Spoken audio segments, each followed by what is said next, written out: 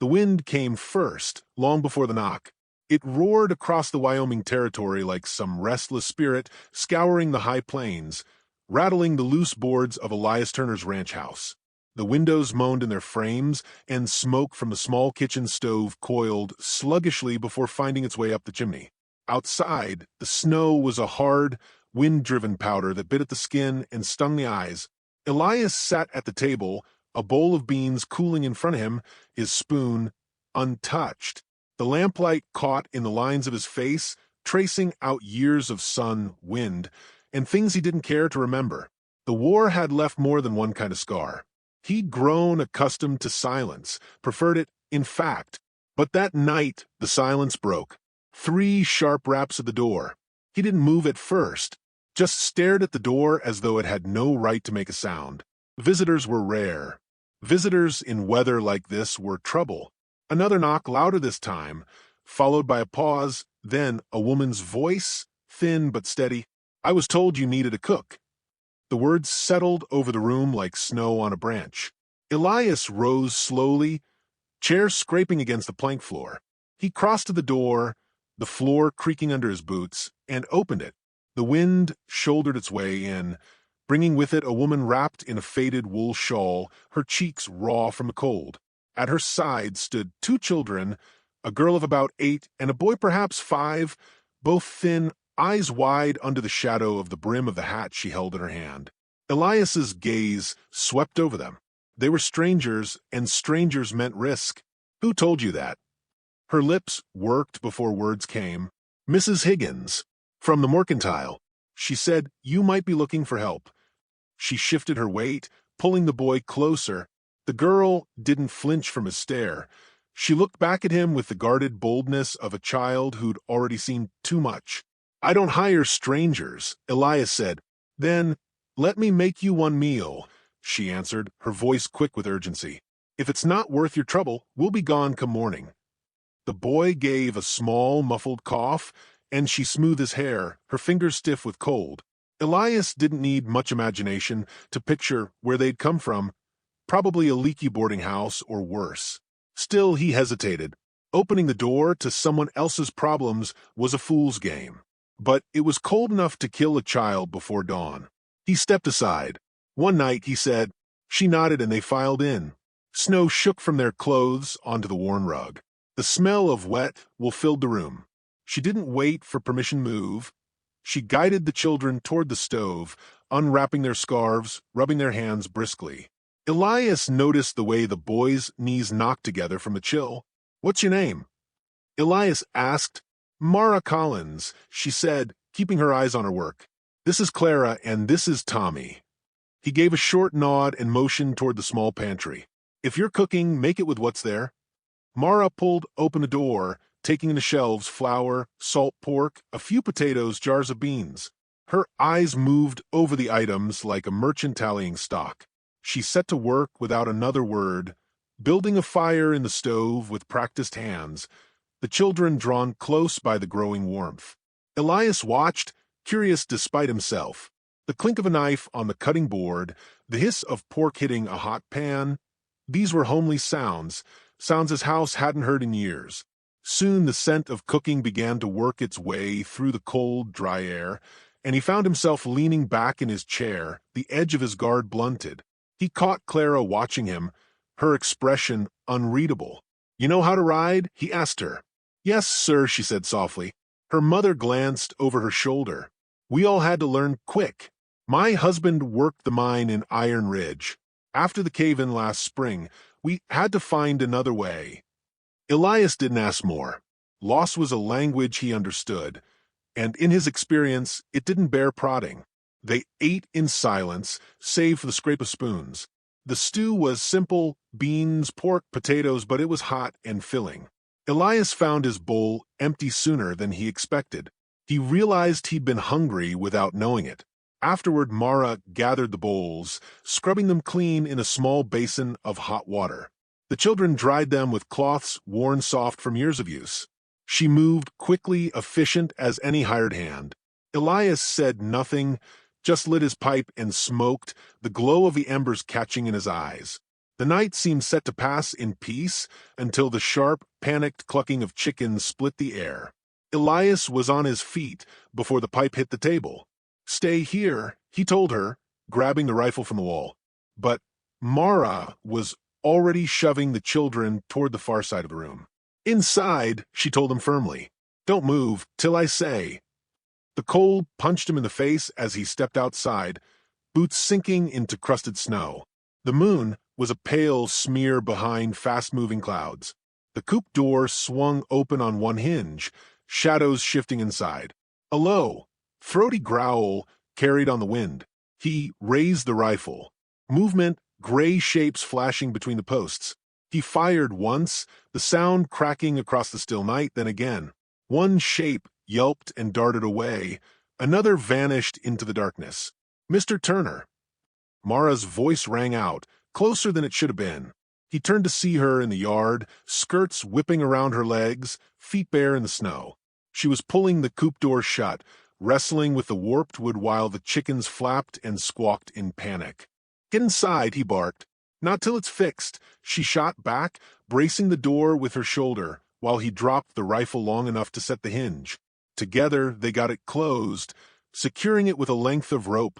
By the time they stepped back inside, the tips of her toes were red with cold. She didn't complain. She just went to the stove, rubbing warmth back into her feet.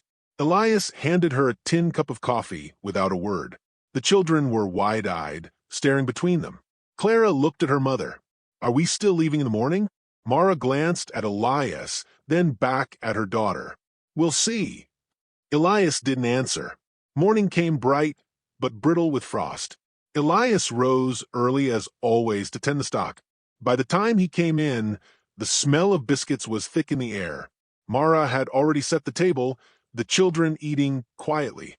After they finished, she wiped her hands on her apron and faced him. "If you'll have me, I'll work for board and meals.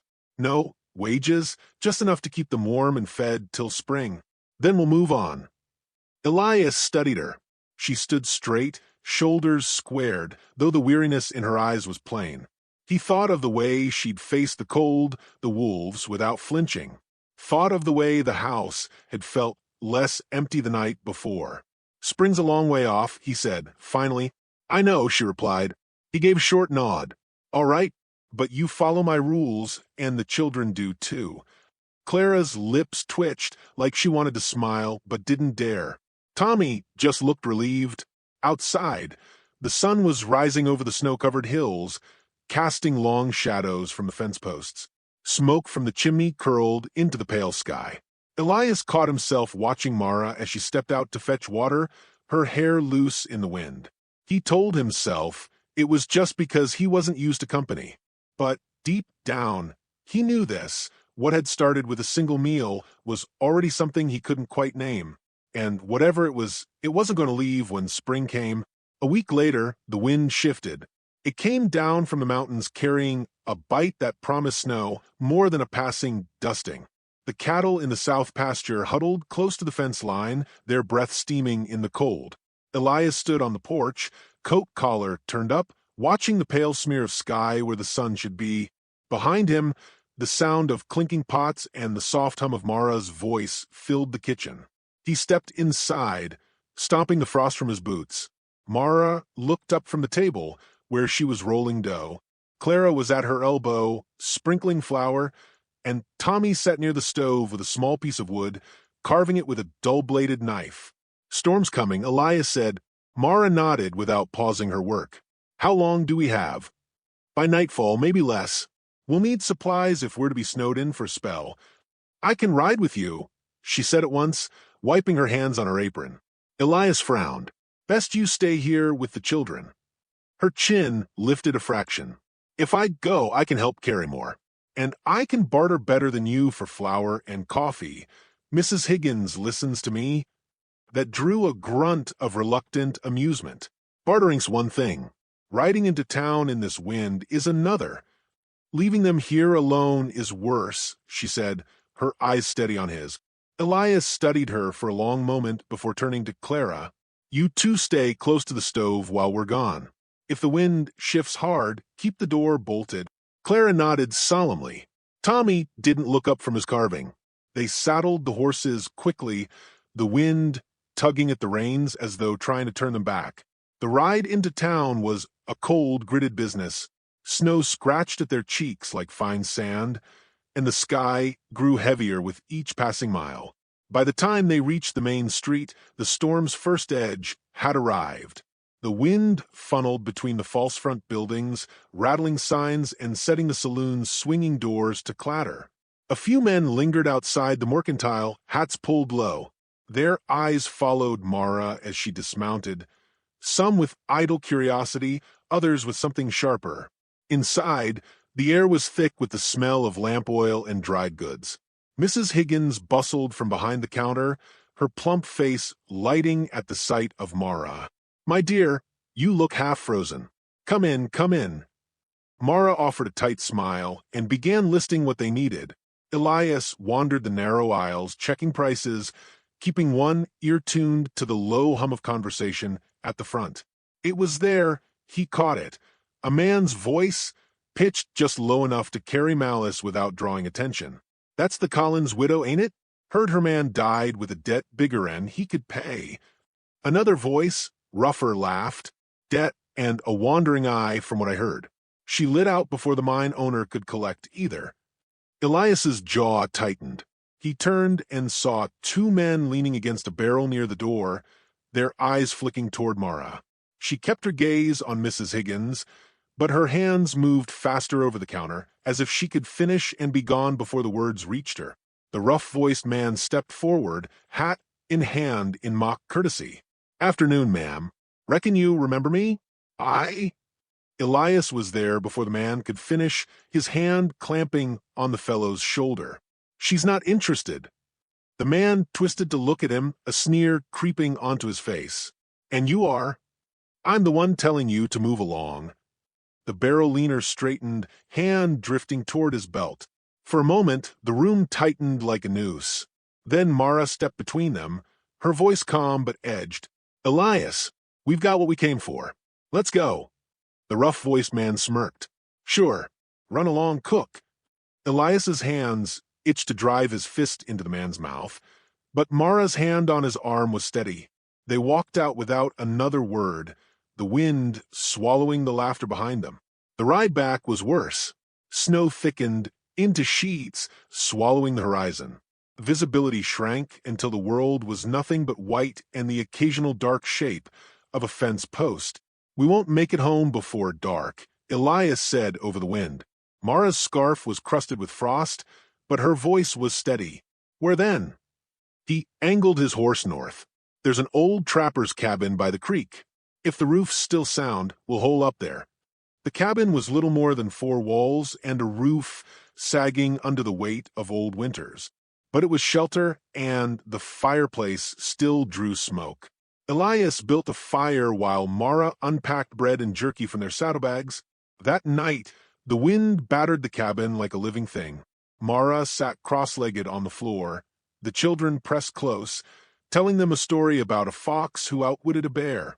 Elias sat in the shadows, watching the way Clara leaned into her mother's side, the way Tommy's eyes lit when she reached the clever part.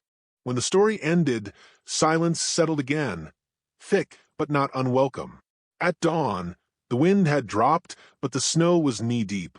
Outside, fresh wolf tracks cut circles around the cabin. Elias scanned the trees, rifle in hand, every sense sharp. "Are they out there?" Mara asked from the doorway, pulling her shawl tighter. "Not now, but they'll be back." They packed quickly, breaking a trail through the drifts. The horses moved slow, sides heaving by the time the ranch came into view. Smoke rose from the chimney. Clara and Tommy had kept the fire as told. That night, after the stock was fed and the barn door barred, Elias found himself lingering in the kitchen longer than usual. Mara poured coffee into 2 tin cups and set one in front of him. "You didn't have to stand up for me in town," she said quietly. "I did." She studied him over the rim of her cup. "Men who defend me usually want something for it." Elias met her gaze without flinching. "I want the ranch in one piece. That means the people on it stay, in one piece too. For a long moment, neither looked away. Then she nodded and rose to check the stove. The days that followed settled into a rhythm, morning chores, meals, mending fences when the weather allowed. But beneath it all, the tension from town lingered like smoke in the rafters. Elias caught Mara glancing toward the road more than once, and at night she bolted the door with an extra firmness. Spring was still a long way off. But trouble, Elias knew, didn't wait for the seasons to change. The thaw came slow that year. The snow melt crept in rivulets along the rutted track to the ranch, turning the earth to thick mud. The air carried the scent of damp soil and the faint promise of grass. Calves bawled in the pasture, the sound carrying far in the still mornings. Mara hung laundry on the line with her sleeves rolled, her hair pinned in a loose knot, while Tommy and Clara chased each other between the posts. Elias was in the yard, oiling a saddle, when the first riders appeared on the ridge. 2 of them. The sun flashed off metal buckles, the dark shapes of rifles slung easy in their hands. They came down the slope slow, like they had all the time in the world. Elias felt the hair rise on the back of his neck. He set the saddle aside and reached for the Winchester leaning against the fence. Mara noticed his stillness and turned. The sight of the riders drained the color from her face. "They're here," she murmured, almost to herself. "You know them?" Elias asked, not taking his eyes off the approaching men. She swallowed hard. "They worked for mine owner. The one, my husband, she didn't finish. They're here for the debt." The riders halted a few yards from the porch. The taller one grinned like they were old friends. "Afternoon.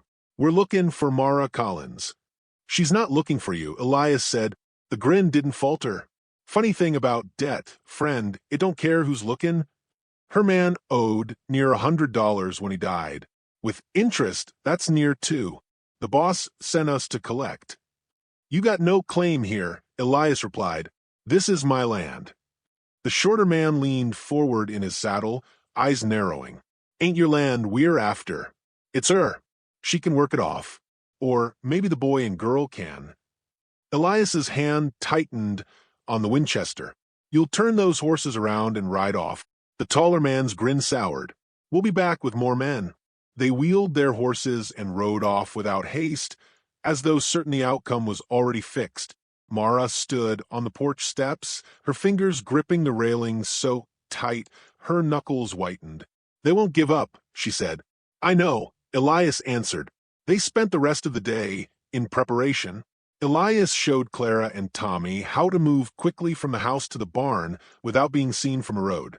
He cleared space in the root cellar, set aside blankets, water, and food. Mara worked beside him without complaint, boarding the lower windows and hauling in extra wood for the stove. When the sun dropped behind the hills, the air grew thick with the weight of what was coming. Supper passed in near silence. Outside, the night was too still. Elias checked the Winchester twice before setting it by the door.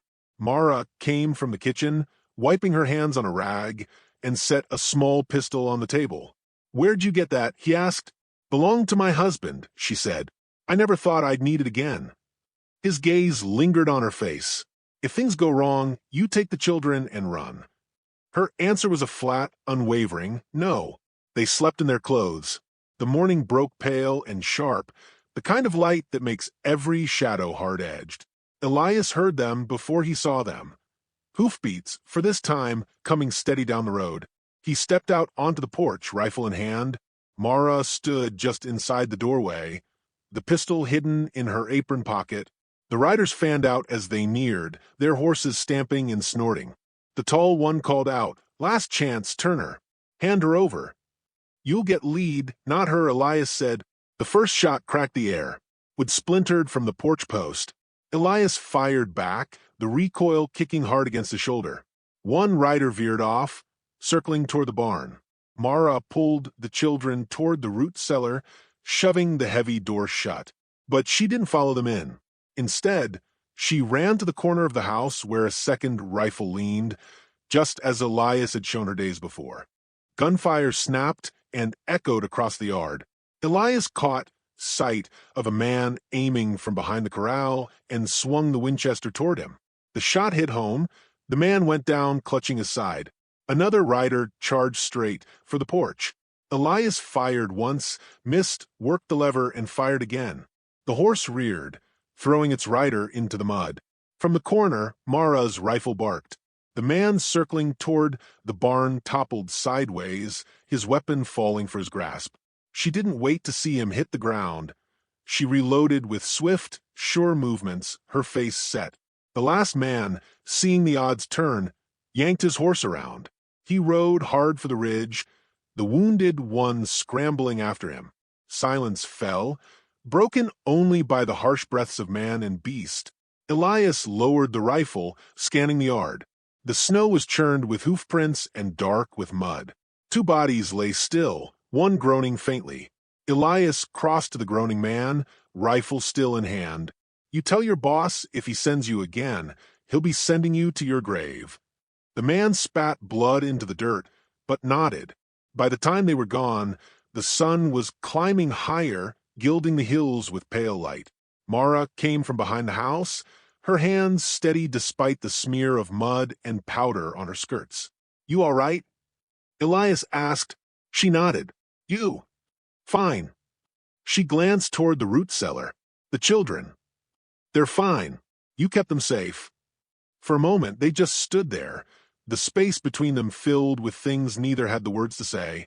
Back inside, Mara tended to the graze on his arm where a bullet had nicked him.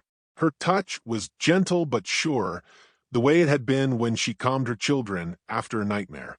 Elias watched her work, realizing that somewhere in the weeks between that first knock and this morning's gunfire, the walls he'd built had shifted. Spring came in earnest in the weeks that followed. Grass spread across the hills in a green wash, the cattle grew fat, and the threat from the mine faded into the distance. Mara kept the house warm, the children grew bolder, and Elias found himself listening for their laughter. One evening, as the sun bled out over the horizon, he sat on the porch with a cup of coffee. Inside, Mara's voice carried from the kitchen, humming while she worked. Tommy was asking questions in that endless way of 5-year-olds. Clara was correcting him in the tone of an older sister. Elias let the sound wash over him. I thought I was buying one meal, he said quietly, more to himself than anyone else. Turns out it bought me a home. And 2 kids who started calling me Pa before I ever asked them to. The wind shifted, warm with the scent of spring grass, and for the first time in years he let it in. The summer sun baked the earth until it cracked, the heat shimmering above the pasture grass. Dust hung in the air from where Elias had driven cattle to the upper range, and the sound of cicadas filled the stillness. Mara was at the clothesline, pinning up shirts with quick, practiced movements, her eyes drifting toward the road more often than the flapping laundry. The children were down by the creek, Clara teaching Tommy to skip stones. It should have been a quiet day. It wasn't. Elias saw them first, 5 riders cresting the far ridge, their silhouettes black against the sky. No mistaking their slow, deliberate approach or the glint of sunlight on the barrels of their rifles. He reined in his horse halfway to the barn, watching them draw closer. His gut told him this wasn't a passing visit. This was the debt, come calling for blood instead of coin. By the time he reached the house, Mara had seen them too. She dropped the laundry in the basket and met him at the porch, her face pale, but set. It's them. More this time. He nodded. Get the children. Root cellar. Now. She turned without argument, her voice carrying over the yard, sharp as a whip crack. Clara and Tommy came running, their small faces tight with fear, but obedient. Mara shoved them into the cellar, pressed a kiss to each forehead, and pulled the door shut. But she didn't stay below. She came up the steps with her husband's pistol in one hand and a box of cartridges in the other. I told you before, she said, meeting his eyes, I'm not leaving you out here alone. Elias didn't waste time arguing.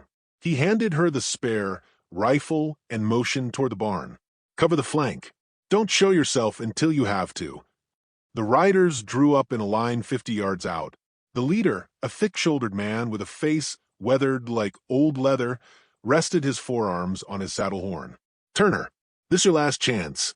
hand over the woman, and we'll ride out peaceful. Elias stepped off the porch, Winchester loose in his hands, but ready. You've got no claim on her. You ride out now, and I'll forget this visit. The man's mouth twisted into something like a smile. You don't want to test me. Elias didn't blink. You don't want to test her. The smile faltered for a fraction of a second. Then the man jerked his chin. 3 riders dismounted, spreading out. The 4th stayed mounted, rifle in hand. The air turned to iron. The first shot cracked from a mounted man, splintering the post beside Elias. He dropped to one knee, returned fire, and the man pitched backward off his horse. Chaos broke. Mara's rifle roared from the barn, dropping one of the dismounted men before he reached the corral. Another dove for cover behind the water trough, bullets chewing the wood to splinters. Elias moved along the porch, firing twice more, once to drive a man back, the second time to clip another's shoulder. The smell of gunpowder hung thick, mixing with the hot tang of dust. The leader roared orders, firing from the saddle. His bullet tore through the brim of Elias's hat, close enough to burn skin. Elias rolled into the shadow of the porch, worked the lever, and sent a round that punched into the man's side. The leader reeled but stayed in the saddle, swaying like a tree in high wind. Mara shouted from a barn. Left side. Elias swung that way in time to see one of the wounded men trying to flank him. 2 quick shots dropped him in the dirt. Then the yard went still, except for the moan of the man behind the trough and the ragged breath of the leader still clinging to his saddle. The surviving rider hauled the leader's reins, pulling him away from the house. They left their dead where they fell.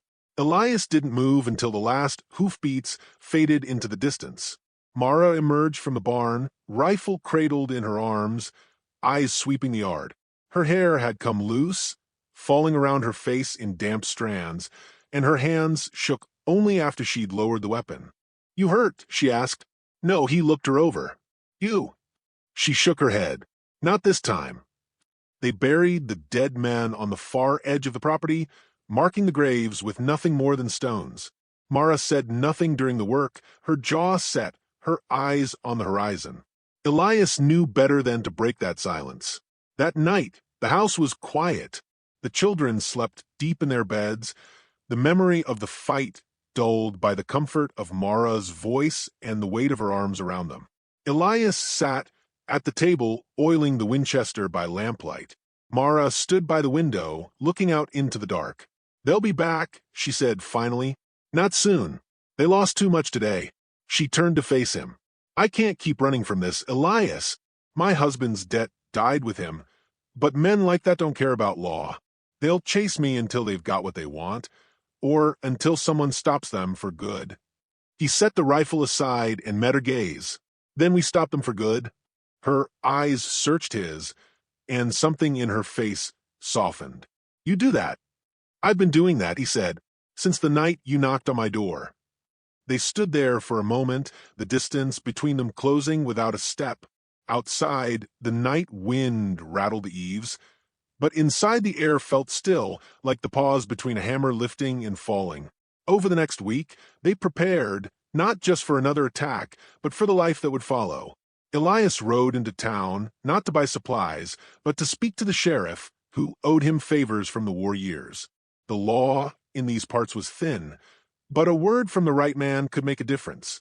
Mara kept the children close, teaching Clara to load the small pistol and Tommy to keep watch from the upper window. They turned the ranch into something more than a home. It became a place that would not be taken without cost. On the 8th day, dust rose on the horizon. Elias counted 3 riders moving fast, not the same men as before, fresh hands, likely hired to finish the job. He didn't wait for them to close the distance. He met them at the gate, Winchester resting easy in his hands. You can tell whoever sent you that this land's under protection, he said. One of the men spat into the dirt. Protection don't mean a thing when no one's watching. That Elias's shot dropped him before he'd finished the sentence. The other 2 wheeled their horses and tore off without a second glance. By the time he returned to the porch, Mara was there, the children behind her. She looked at the retreating riders, then at him. Maybe they'll finally take the hint. They will, he said, or they won't be around to try again. The summer stretched on without another visit. Grass grew high, the cattle fattened, and the nights carried the smell of sage and warm earth.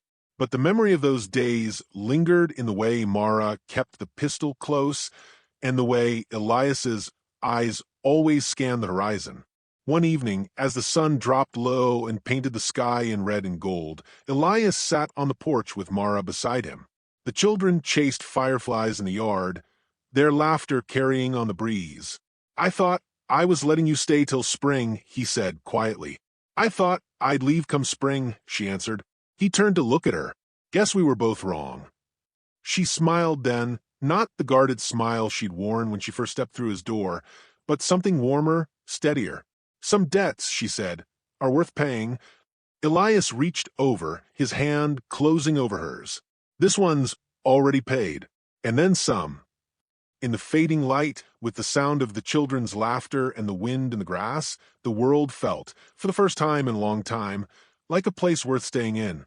And if trouble came again, they'd meet it together with rifles ready and heart steady. Because the frontier didn't just take. Sometimes it gave back more than it ever owed.